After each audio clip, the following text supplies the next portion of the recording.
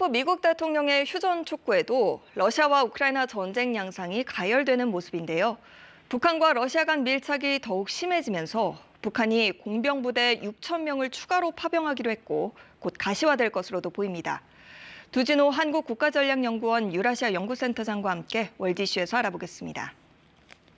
먼저 현재 상황부터 살펴보죠. 지난달 러시아가 우크라이나 전역에 공습을 강화했는데요. 최전선의 군사적 움직임은 어떻습니까? 네, 최근 러시아는 일일 평균 자폭 드론 600대 이상의 자폭 드론과 그리고 탄도미사일을 배합한 양적 우위의 공격을 통해 우크라이나를 강하게 압박하고 있습니다. 주요 공격 대상은 우크라이나의 군수 공장 및 무기 저장 시설 그리고 대공 무기 체계가 배치된 고층 건물입니다. 러시아군은 종전 협상에서 전략적 우위 확보라는 전쟁 지도부의 정치적 목표를 뒷받침하기 위해 자폭 드론을 활용한 핵심 표적 타격, 도네츠크 포위 섬멸 그리고 접경 지역 완충지대 구축 등의 사활을 걸고 있습니다.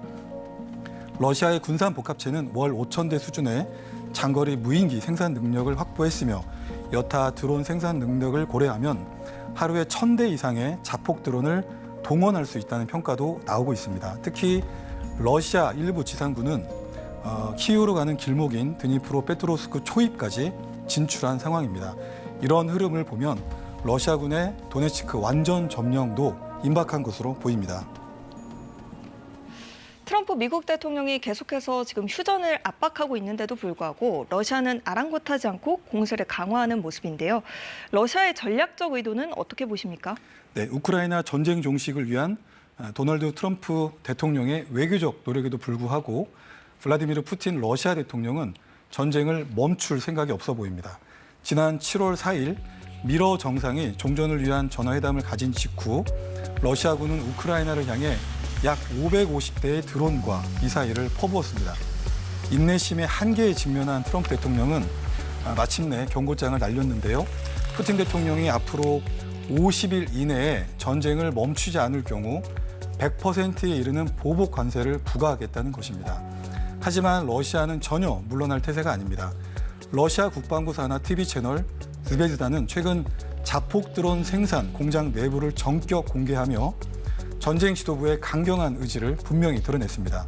즉, 러시아는 현재 전 전선에 걸쳐 전장 주도권을 확보한 만큼 트럼프 대통령이 제시한 50일의 시간을 오히려 전략적으로 활용한다는 계획입니다. 즉, 이 기간 조직적이고 체계적으로 공세를 강화해 우크라이나의 전쟁 지속 능력을 최대한 약화시키고 이후 종전 협상에서 유리한 유치를 확보하고자 하는 속셈으로 풀이됩니다.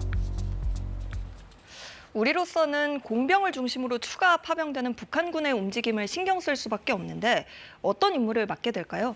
네, 지난달 세르게이 쇼이구 러시아 안보서기가 올해 들어 3번째로 북한을 방문하면서 양측은 북한 전투 공병과 군사 건설 인력 등 약 6천 명을 추가 파병하는 데 합의했습니다.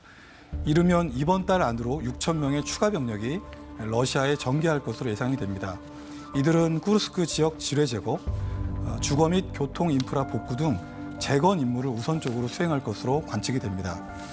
북한 특수작전군의 러시아 파병이 어느덧 10개월째 접어든 만큼 부대 교대의 필요성 차원에서도 추가 파병이 예상됩니다. 한편 쿠르스크 탈환에 결정적으로 기여했던 북한 특수작전군은 우크라이나군 잔당 소탕과 중요 지역 경계 등의 임무를 수행하고 있습니다.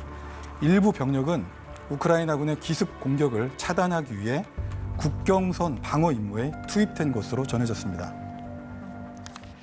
우크라이나 전쟁이 한반도 정세에도 많은 영향을 끼치고 있고 또 앞으로도 큰 변수가 될 수 있을 것 같은데 어떻게 보십니까?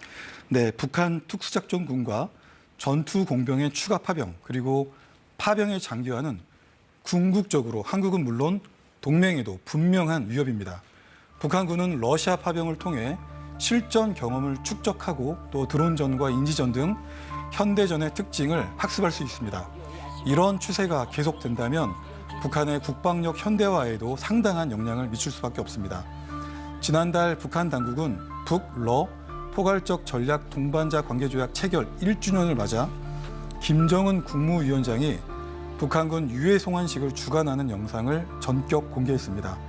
최고 지도자의 통치 행위를 통해 파병의 정당성과 상징성을 부여하고 동시에 러시아 측에 값비싼 청구서를 내밀어 반대급부를 최대한 끌어내려는 의도로 풀이됩니다.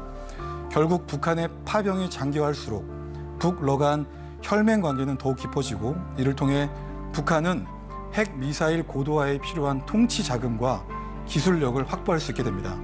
우리 정부의 특단의 대응이 절실한 이유입니다. 두진호 한국국가전력연구원 유라시아 연구센터장과 함께했습니다. 잘 들었습니다.